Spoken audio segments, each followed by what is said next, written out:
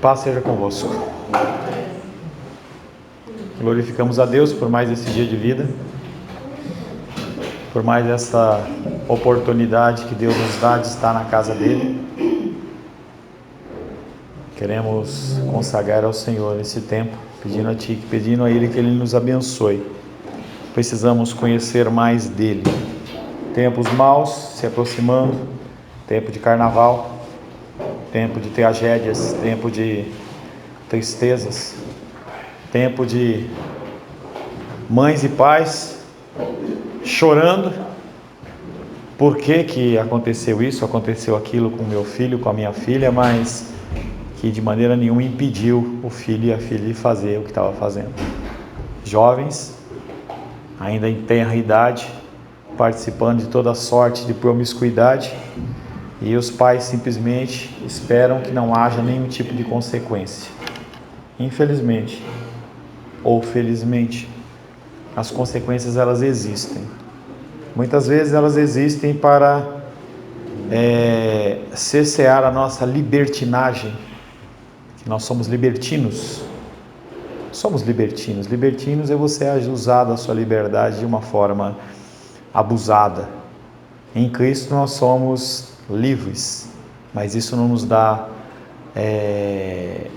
a liberdade para fazermos o que nós queremos. Independente de qualquer coisa, estamos aqui nesta manhã. Oramos para que Deus, através da sua grande e eterna misericórdia, Ele possa nos abençoar, Ele possa nos conceder graça e fazer de nós luz. Semana passada finalizamos a vontade soberana de Deus e no dia de hoje nós estamos iniciando mais um tema dentro do ser de Deus, seus atributos, que é o poder soberano de Deus. Finalizamos vontade soberana de Deus, iniciamos poder soberano de Deus. A soberania de Deus não somente encontra... As crianças estão lá embaixo, tá? A soberania de Deus não somente encontra expressão na vontade divina, mas também na sua onipotência. Então nós temos aí duas características que são importantes e que caminham juntas, que é a vontade divina de Deus, que nós trabalhamos até a semana passada, que é esse desejo, essa intenção, e agora nós vamos trabalhar o poder para poder expor isso em prática, que são elementos como, por exemplo, elementos do fruto do Espírito que dizem respeito à bondade e à benignidade.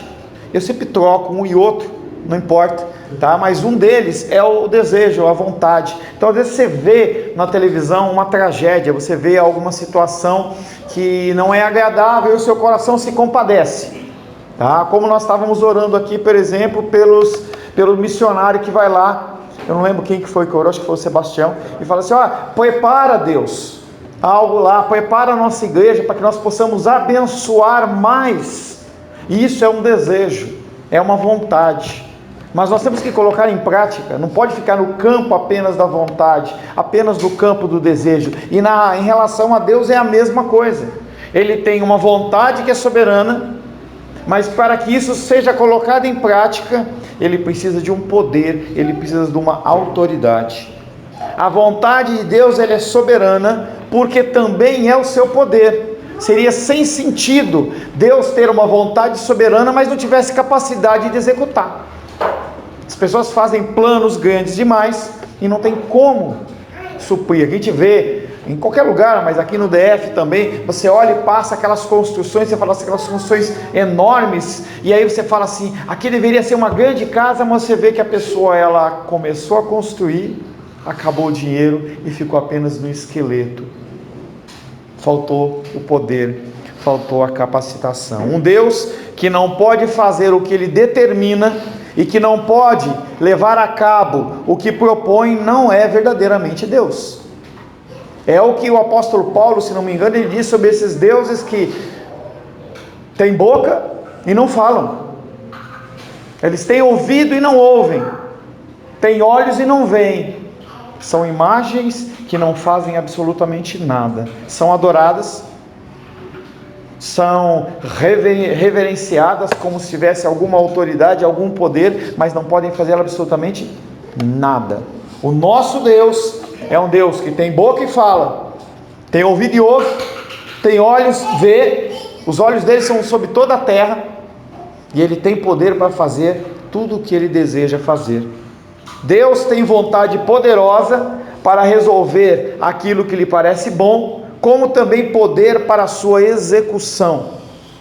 Definição do poder soberano de Deus. A doutrina da onipotência divina, ou poder ilimitado do Senhor, precisa ser definido o mais corretamente possível. Quando se fala em poder de Deus, logo nos lembramos de autoridade. Uma pessoa que tem poder, normalmente ela tem algum tipo de autoridade. Contudo, essas duas coisas não são iguais. O poder e a autoridade são coisas diferentes. Como conhecimento e sabedoria estão intimamente ligados, mas possuem diferenças. Você pode se dedicar no estudo da Bíblia todos os dias, e você conhecer ela de capa a capa, conhecer todas as conexões, junções, versículos, e não ter a sabedoria do alto. Conhecimento é uma coisa, sabedoria é outra coisa. O poder de Deus é a sua capacidade de fazer acontecer aquilo que deseja e determina que aconteça, seja na área física, moral e espiritual. E Deus, ele é onipotente em todas as áreas. Ele não é um Deus que é limitado, como o judiciário, ele tem uma esfera de poder. O legislativo tem outra esfera de poder, o executivo outra esfera de poder. Na época do império do Pedro Álvares Cabral, havia um quarto poder, que seria o poder moderador, que era acima de todos. Cada um tem uma esfera. O nosso Deus, ele tem poder no âmbito material, espiritual e moral. Por que moral? Porque as pessoas hoje vivem sem moral, sem regra. É o que nós estávamos falando até na semana retrasada, em Gálatas, que a palavra de Deus é o nosso aio, é o nosso guia, é o nosso limitador. É como você quando anda na estrada, você olha para a direita, tem uma faixinha branca, dizendo que ali para lá é o acostamento. E aí tem uma faixa que ela pode estar contínua, ela pode estar intermitente, entendeu? Pontilhada, e vai te fazer, olha, o teu grau de direção é daqui a aqui. A lei, ela é o nosso aio, ela é o nosso guia. Então Deus, ele tem que determinar através da sua palavra os limites que nós podemos ir. O poder de Deus é a capacidade de ação onipotente que esteja de acordo com a sua vontade. Contudo, poder não significa um ato, mas a capacidade de transformar uma ideia da sua mente em um ato. O poder de Deus executa o conhecimento e a sabedoria de Deus e a vontade de Deus naquilo que lhe apraz. A autoridade de Deus é baseada naquilo que Ele é. A autoridade de Deus é baseada no que eu penso, no que eu desejo, no que eu quero. Não é o que a igreja pensa, mas no que Ele define o que é certo. O Senhor, Ele estabelece regras que Ele primeiro cumpre. Quando Ele fala para você, você pode fazer isso, saiba que Ele faz uma quantidade melhor. Não é aquela condição do tipo, faz o que eu estou mandando, não o que eu estou fazendo. Faça o que eu faço. Jesus Cristo era mestre nesse exemplo, porque Ele dizia, eu faço exatamente o que eu vejo o meu Pai fazer. Então Ele era submisso, porque Ele via o Pai sendo um ser cordato, seguindo as próprias regras que Ele comandava. Sabendo que Deus, Ele tem poder para fazer infinitamente mais do que Ele pode pedir, pensar ou imaginar, que nós podemos pedir, pensar ou imaginar. Deus, Ele pode fazer coisas absurdas, mas Ele não faz porque Ele estabeleceu regras, e essas regras Ele segue. A autoridade de Deus é baseada naquilo que Ele é. Por que o poder soberano de Deus ficou como último tema do ser de Deus, seus atributos? Porque nós passamos meses estudando quem Deus é, para você saber até onde esse poder de Deus vai, na atuação dentro do ser humano, pela sua própria decisão. A autoridade de Deus é baseada naquilo que Ele é, isto é, nos seus atributos, entre os quais está o seu poder soberano. Falando um pouco do poder em referência à Trindade divina, a Trindade e o poder de Deus. Fala-se muito hoje no poder do Espírito.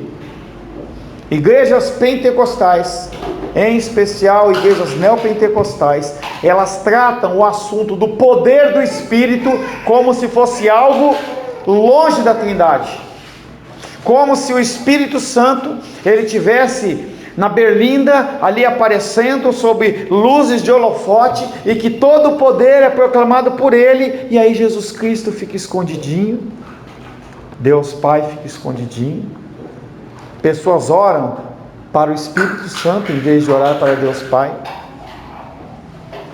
e o Pai e o Filho são colocados em segundo plano, como se a gente estivesse vivendo apenas uma era do Espírito. O cenário teológico dos nossos dias está caminhando para um terreno perigoso, deixando de lado a noção trinitária de poder. O poder, ele existe na figura de Deus Pai, Deus Filho e Deus Espírito Santo. O poder é uno, não é tripartido, não é como o poder legislativo, executivo e judiciário. É um poder só, que é executado em conformidade com a vontade de Deus e a autoridade de Jesus Cristo. O Espírito Santo não faz nada do que Deus comanda, fora do que Deus comanda. Ele não faz nada do que Jesus Cristo falou. Ele não vai ensinar você, trazer à sua memória nada diferente do que Jesus Cristo falou, que o próprio Pai trouxe nas Escrituras. O poder e a autoridade de Deus são compartilhados igualmente pelas três pessoas da Trindade, porque todas elas partilham da mesma essência divina, e nós já vimos isso. Deus Pai, ele tem tanto poder, tanta autoridade como Deus Filho e como Deus Espírito Santo. Simplesmente eles agem em áreas diferentes, mas todos eles têm o mesmo poder. O Espírito Santo, que o Senhor Jesus disse que ia mandar, ele está conosco e dentro de nós, mas nos céus só é Deus e Jesus. O Espírito Santo não está nos céus. Se você pensar desta maneira, tá? Se você pensar que no céu hoje está a figura de Deus Pai assentado no trono, à destra está a figura de Jesus Cristo, e o Espírito Santo está aqui, você vai ter que pensar que o Espírito Santo ele não é onipresente. Apesar do Espírito Santo estar habitando dentro do meu coração e dentro do seu coração, ele habita em volta de toda a terra e ele também está nos céus. A figura divina da Trindade, ela habita em todo o ambiente. Então você pode sim dizer que dentro do seu coração a figura divina de Deus habita na figura do Pai e do Filho. Apesar do Espírito Santo ele estar sendo apresentado como pessoa específica no nosso coração. Glória a Deus. Aleluia. Boa pergunta, boa pergunta. É curioso, todavia é curioso que o poder é no Novo Testamento atribuído muito mais ao Pai e ao Filho do que ao Espírito. Apesar da gente viver a época do Espírito, você começa a analisar os textos. Nós temos aqui, eu tenho separado uns 20 textos entre alguns milhares, centenas que existem, porque a gente é levado por ondas e a gente não para olhar nas próprias Escrituras o que ela está dizendo. E é interessante que quando você começa a estudar, você começa a observar que o que é falado é diferente do que está escrito. Por exemplo, fala-se que Deus é amor, mas se você for olhar nas Escrituras, tem mais do dobro e o triplo de referências falando em Deus como irado. Então ele é muito mais ira do que amor, se você for comparar em textos bíblicos.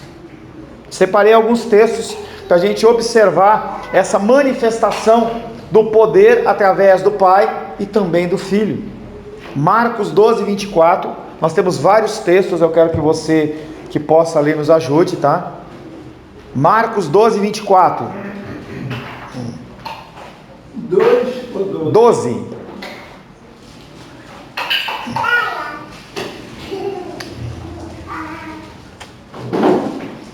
Marcos 12, 24. Por favor.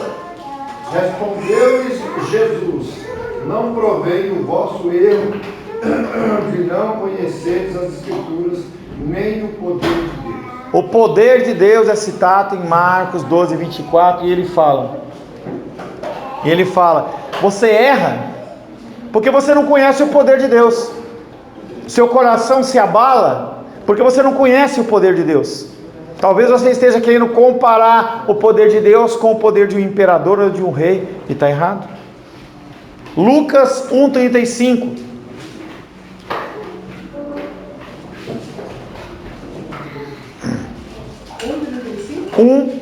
Lucas, Evangelho de Lucas, capítulo 1, verso 35. Irmão Cláudio, por favor. Não, está muito longe, hein? Lucas, está em Lucas, hein? 1,35.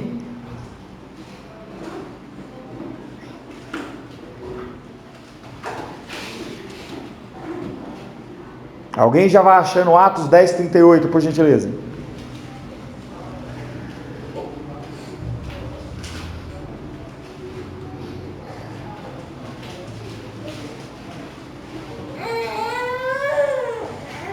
Lucas, capítulo 1, verso 35. Perdeu Lucas aí, irmão Cláudio? Achou? Respondendo o anjo, disse-lhe: descerá sobre ti o Espírito Santo, e a virtude do Altíssimo te cobrirá com a sua sombra. É isso? Eu não abri não. Por isso também. Não acabou. Acabou não? Alguém, por gentileza?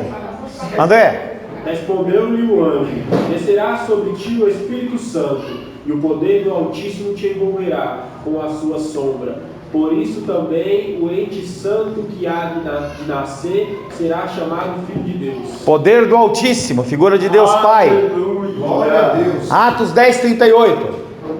Vamos mais rápido, mais rápido. Deus ungiu a Jesus de Nazaré com o Espírito Santo e com o poder, o qual andou por toda parte fazendo bem e curando a todos os oprimidos do diabo, porque Deus era com ele. Tá, Jesus está aqui, ele foi batizado com o Espírito e ele foi capacitado com o poder que vem de Deus, porque a Jesus Cristo estava numa condição humana. Romanos capítulo 9, verso 17 e 22. 9, 17 e 22, perdão.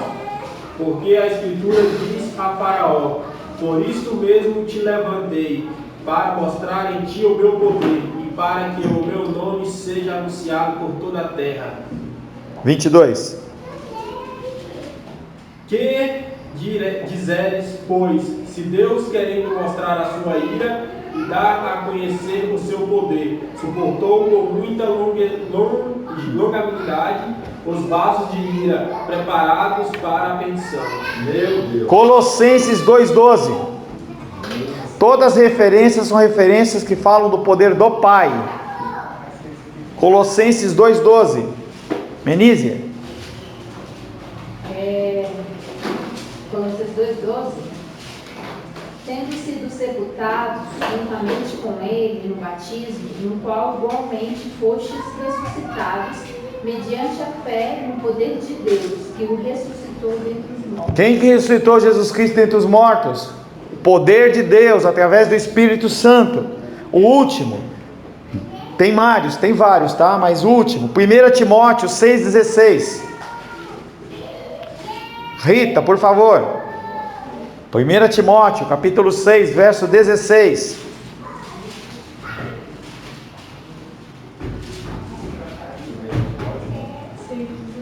Não? Alguém? Por gentileza. O único que possui imortalidade, que habita em luz inacessível, a quem homem algum jamais viu, nem é capaz de ver. A ele honra e poder eterno. Amém.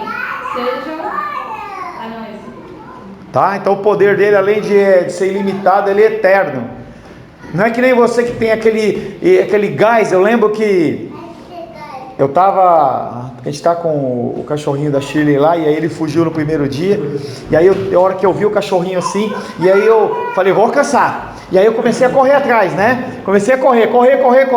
E aí o cachorro, ele via que eu estava chegando, ele dava uma acelerada. Quando ele viu que eu estava chegando perto, eu fui dar o maior gás que eu podia dar. Ele pegou e começou a correr foi embora. Aí eu olhei assim e falei assim: acabou o meu gás, acabou o meu poder. Entendeu? Eu fiquei lá gemendo, andando e gemendo. Deus não tem limite no seu poder. Então esses textos e muitos outros, eles falam desse poder ilimitado de Deus. Textos que falam do poder do Filho. Marcos 3:26. Esse último versículo que o senhor leu, de Timóteo, Sim. No versículo anterior, está falando do Senhor Jesus. Tudo bem, ué. No versículo anterior fala do Senhor Jesus, e nesse fala do poder de Deus. Então, eu só falo assim, falando que o Senhor Jesus é essa luz inacessível, né? Marcos 3:26. Depois Satanás se levantou contra si mesmo e está dividido. Não pode subsistir, mas perece. É isso mesmo? Se pois Satanás se levantou contra si mesmo e está dividido, não pode subsistir, mas parece. Então esse versículo deve ter alguma referência errada. Não fala nada disso. Lucas 4:36. Todos ficaram grandemente admirados e comentaram entre si, dizendo: que palavra é esta? Pois com autoridade e poder ordena os espíritos imundos e eles saem. Uma cena digna de ser filmada na épica. Se você nunca viu a manifestação demoníaca, e eu já vi, a coisa é brava, entendeu? E o que nós vemos muitas vezes são manifestações apenas verbais. Entenda que essas cenas que muitas vezes a gente vê em filme, em grande parte elas são reproduzidas a partir de experiências que alguém teve ou que relatou. Então, pessoas que se mudam a sua forma física e começam a andar debaixo das cadeiras como uma cobra, essas coisas realmente acontecem. Tá? Então, dentro de um cenário como esse, porque o cenário que você tem que entender nós temos um mundo e um povo de Israel na qual Deus estava agindo, em regra, normalmente, apenas naquela região de Israel. Era onde estava a figura do Filho de Deus e é onde estavam concentradas as forças demoníacas. Então a ação satânica naqueles lugares, ela era muito forte. A gente vê o exemplo, por exemplo, do Gadareno, que era um homem que era relatado, que era um homem que andava pelo cemitério. Ele andava, Rita? Depois cai, né, Rita? Bem? A pessoa, o Gadareno, ele andava pelos cemitérios, andava nu, e ninguém conseguia prender aquele homem. Juntava-se grupos de pessoas, porque eu não sei se ele profanava as sepulturas, eu não sei o que ele fazia, mas ele andava lá e as pessoas pegavam corrente, aquelas correntes grossas, amarravam os braços dele, ele fazia que nem aqueles filmes do Superman, pá, estourava, e ele batia nas pessoas. Então era uma coisa horrível, o rosto dele devia ser desfigurado e tudo mais. Quando ele vê Jesus Cristo chegando, ele sente a autoridade do poder de Jesus Cristo chegando, e aí Jesus Cristo dá um comando, aquele espírito, demônios que jogavam as pessoas na fogueira, jogavam no mar, jogavam não sei o que, a pessoa perdia totalmente o controle. Esse texto que nós lemos é um texto que mostra as pessoas de boca aberta. Como é que a gente já tentou fazer de tudo, e aí vem um homem e simplesmente fala uma coisa semelhante que a gente deve ver, se não passar aqui, eu já estou citando. Você está no meio de uma tempestade, e a gente passou por momentos aí de chuvas fortes, tá? Falei com a minha irmã na semana passada, ela falou assim, tá um caos São Paulo, destruição, Belo Horizonte, e aí Deus, através de Jesus Cristo, fala, para, as nuvens que estavam escuras somem, o sol aparece, e esse é o poder que as pessoas veem em Cristo e ficam de boca aberta. Aleluia. Romanos capítulo 1, verso 4.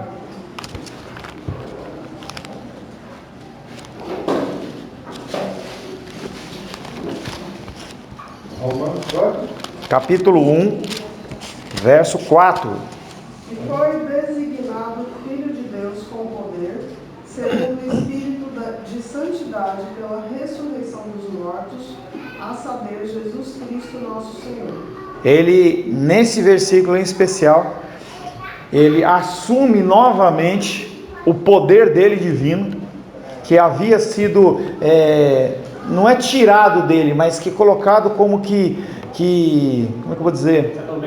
Adormecendo, não entendeu? Bem, boa colocação, adormecendo. Então ele tinha aquela autoridade, ele não exercia aquela autoridade. Romanos fala dessa autoridade que é renovada, que é restaurada, em que ele passa novamente a poder exercer ou querer exercer todo o poder. Como em João, quando Pedro, que tinha a espada e cortava a orelha do sacerdote. Exatamente. Aí ele fala, poderia descer aqui milhares de anjos, mas não, ele poderia descer. Você entende que ele tem o poder, você tem que lembrar sempre. Colocações importantes, como que a Menisa fez, você não pode dissociar a divindade, os atributos divinos das figuras da Trindade, independente da situação em que elas estão dentro da história. E também não pode tirar o poder e a autoridade que lhes é devido, mesmo que ela não execute. É como Deus, ele tem poder para fazer o que ele quiser, até o que ele diz que ele não pode fazer, mas ele não faz porque aquilo para ele vai fazer com que ele seja como se ele deixasse de ser o próprio Deus. 2 Coríntios 12, 9.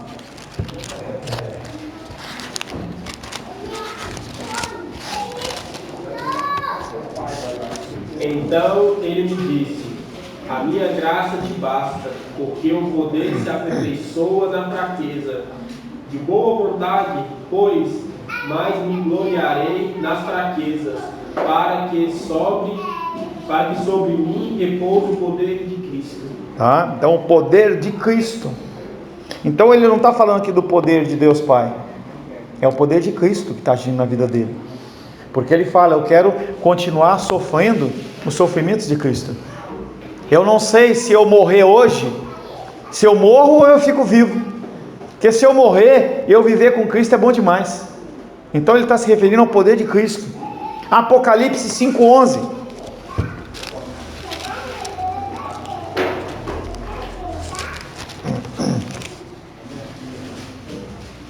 E o testemunho é este, que Deus nos deu a vida eterna. Não. Apocalipse. Não. Apocalipse 5:11. Vi e ouvi uma voz de muitos anjos ao redor do trono, dos seres viventes e dos anciões, cujo número é de milhões e de milhões, e milhares e milhares. Tá, então essa voz é uma voz, e a voz, será que a referência está errada de novo? 5:11. Vi e ouvi uma voz de muitos anjos ao redor do trono, seres viventes, cujo... Tá, desculpa, verso 12 também. Proclamando em grande voz, digno é o Cordeiro que foi morto e recebeu o poder, e riqueza, e sabedoria, e força, e honra, e glória, e louvor. Uma das cenas mais lindas, em especial em Apocalipse, é a cena de João perante o anjo fala assim, o livro está aqui, ó. O livro do que vai definir o que vai acontecer, a salvação, tudo está aqui. E nós procuramos e não encontramos nenhum digno, nem na terra, nem debaixo da terra, nem sobre o céu, nem lugar nenhum. E o João começa a chorar na presença do anjo, porque ele fala assim, se não houver realmente a concretização dos planos, nós estamos perdidos. E o anjo fala, calma, um foi encontrado, Jesus Cristo, aquele que está sobre ele todo o poder.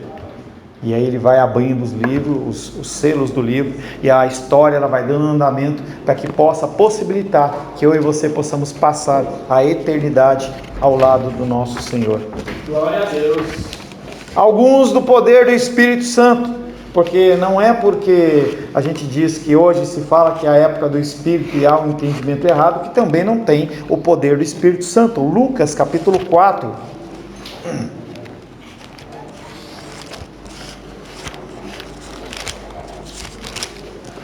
Lucas, capítulo 4, verso 14.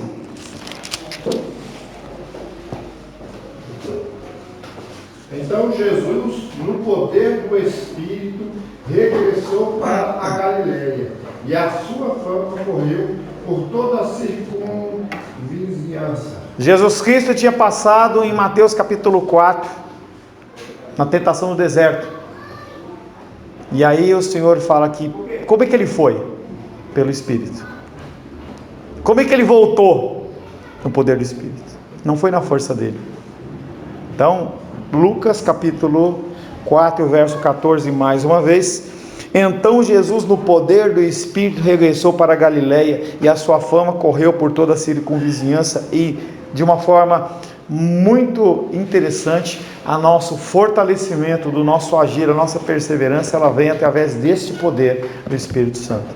Ele é aquele que nos traz o consolo, que nos traz a esperança.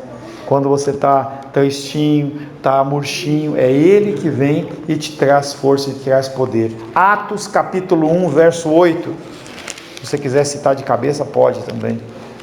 Atos 1, 8. Mas recebeis o poder ao descer sobre vós o Espírito Santo, e sereis minhas testemunhas, tanto em Jerusalém como em toda a Judéia, de Samaria e até os confins da terra. Os discípulos, eles poderiam executar a obra de Jesus Cristo sem o ato de Pentecostes? Não. Tanto que nós estamos acompanhando em João 21, aqueles homens que já tinham sido comissionados por Jesus, eles foram fazer o quê? Pescar. Eles não foram pegar o Evangelho. Mas aí em Atos 1:8, aqueles homens estão reunidos num cenáculo, e aí, cumprindo o tempo de oração que Deus tinha mandado, Jesus Cristo tinha ordenado. E aí as portas começam a fazer algum tipo de barulho lá, e eles começam a ouvir um barulho como de um vento. Não era um barulho de um vento, mas um barulho como de um vento. Eles começam a ouvir alguma coisa diferente, alguma coisa estranha, e aí o apóstolo, ele olha assim e consegue ver na cabeça daqueles homens algo semelhante. Não são línguas de fogo, ele olha coisas semelhantes, e aí naquele momento aqueles homens são cheios do Espírito. Eles já tinham sido batizados com o Espírito, mas eles naquele momento eles foram cheios do Espírito. Esse enchimento é uma função do Espírito Santo, mas que demanda também a nossa responsabilidade no buscar, de ler, de ter tempo de comunhão, de você fazer um jejum, você separar um tempo para buscar o Senhor. E aí foram cheios, e eles foram cheios para quê? Para pregar o Evangelho, para que eles pudessem cumprir a vontade de Deus. Romanos capítulo 15. Mas é cheio, né? Você está falando de busca, de jejum e tudo, mas não é esforço humano. Complemento, responsabilidade, não é complemento. Se nós não fizermos, não acontece. Mas o Senhor, Ele nos ordena que a gente faça, e assim Ele nos enche. Você pode ser uma pessoa batizada com o Espírito Santo e ser murcha. Tem muita gente andando por aí que não é cheia do Espírito. Se você continuar lendo Atos, você vai ver que em certo momento as pessoas falam assim, e eles foram cheios do Espírito. Mas já não tinha sido cheio? O problema é que você tem que ser cheio o tempo inteiro. E esse enchimento do Espírito vem através da sua busca, do tempo que você dedica ao Senhor. Romanos capítulo 15, versos 13 e 19. Que o Deus da esperança vos encha de todo gozo e paz no vosso crer, para que sejais ricos de esperança no poder do Espírito Santo. Tá? Então o poder do Espírito Santo nos enche, nos dá capacitação para continuar caminhando. Verso 19 também. Com força de sinais e prodígios, pelo poder do Espírito Santo, de maneira que, desde Jerusalém e vizinhanças até o Ilírico, tenho divulgado o Evangelho de Cristo. Pelo poder do Espírito Santo. Então, o que eu quis nesse início mostrar para você é: a Trindade, ela é composta de Deus Pai, Deus Filho e Deus Espírito Santo. Todos eles carregam os mesmos atributos, a mesma intensidade, o mesmo poder, não há diferença. Eles têm funções dentro da Trindade que operam de maneira diferente, mas eles têm a mesma capacidade, não há um menor do que o outro, não tem nada disso. Até a submissão de Cristo a Deus não é um fator que mostra que ele é mais fraco ou que ele tem menos poder, simplesmente que ele tem uma atribuição diferente. É algo que eu já falei para vocês, mesmo dentro do contexto da família, não é porque o homem ele é o sacerdote, porque ele é mais inteligente, porque ele pode mais, porque ele sabe mais, não, é uma função diferente. Aqui na igreja, eu não sou mais importante ou mais sábio ou mais espiritual do que você, eu simplesmente tenho uma função diferente. A gente tem que entender isso para a gente parar com esse conceito de idolatria, de achar que pessoas são mais importantes, são mais célebres, eu vou olhar para a pessoa com os olhos de uma maneira diferente, não deve. Então, Pode falar. Obrigado. nessa questão dos papéis, das funções da Trindade, a gente tem como definir, tipo, por exemplo... A gente não, quem define são eles. Não, não pode falar. Mas, assim, o Senhor Jesus foi através dele o verbo que foi criado tudo. Nele as coisas estão. É uma função de Deus, então, de Jesus Cristo. E aí Deus, o Espírito Santo, teria como definir bem claramente, assim, esse papel? Deus todos os papéis, nós já estudamos isso. Nós já estudamos isso. Em especial na criação. A gente vê claramente, por exemplo, a figura de Deus Pai dando a ordem. Haja luz. Quem que fez a luz? Jesus. Cada um tem uma função definida. O Espírito Santo, eu não sei, aí teria que retornar ao nosso estudo. Nós já estudamos isso. Mas cada um tem uma função. O Espírito Santo, ele é aquele que nos convence do pecado, da justiça e do juízo. Quem faz isso não é Jesus Cristo.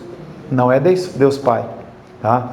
O dia que vai ser o dia do juízo eterno, Jesus Cristo nem sabe. Pelo menos dentro de uma condição humana que ele estava na terra. Quem definiu isso? Só Deus Pai. Então, cada um tem uma função. Tá? Quando nós estudamos, nós inclusive determinamos as funções que eram, nós demos o nome como operações dentro da Trindade e operações fora da Trindade, porque tem dentro da Trindade as ações que são independentes deles e tem as ações fora da Trindade. Cada um tem uma função.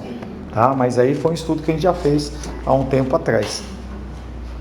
A verdade sobre o poder de Deus deve ser ensinada de maneira justa para com as informações que as Escrituras nos dão.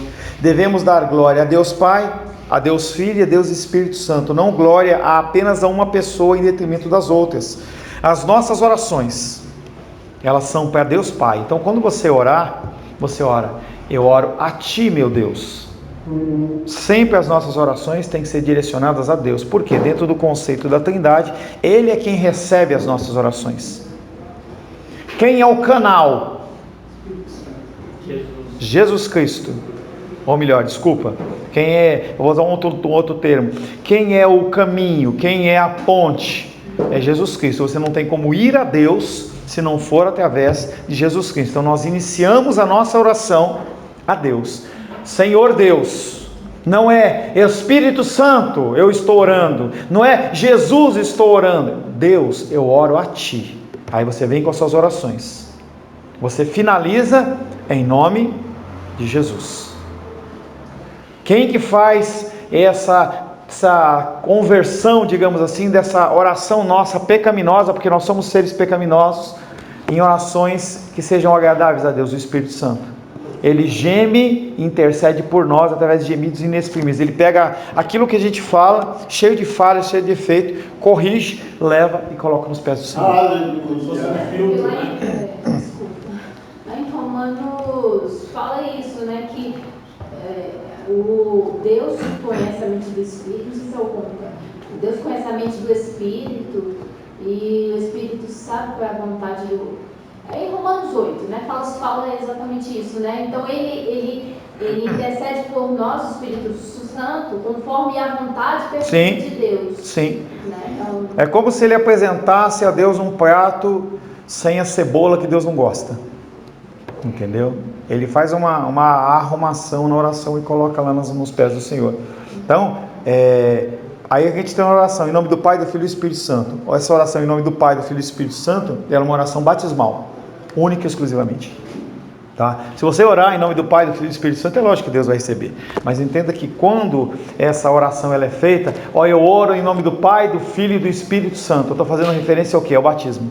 Porque eu invoquei a presença de Deus Pai, Deus Filho, Deus Espírito Santo para selar a vida daquela pessoa. Então, como eu orei chamando, eu oro em nome do Pai, do Filho e do Espírito Santo. Todas as outras orações, oro a Deus. Em nome de Jesus. E o Espírito Santo, ele é aquele que faz a transformação e a conversão. Então já está aí mais um exemplo que Jesus Cristo, ele é a ponte, Deus é aquele que recebe, o Espírito Santo é aquele que transporta. Amém? Amém. A virtude não está no equilíbrio, mas no fazer justiça aquilo que o próprio Deus diz dos homens, do Filho encarnado, de si próprio, como Deus único e verdadeiro triuno. Todo estudo nosso das Escrituras, ele tem que ser baseado nas Escrituras, e não no que o homem pensa, e não no que o homem acha. Esse estudo final do poder de Deus, ele tem como intuito trazer ao teu entendimento quem está no controle da sua vida. Porque a gente esquece.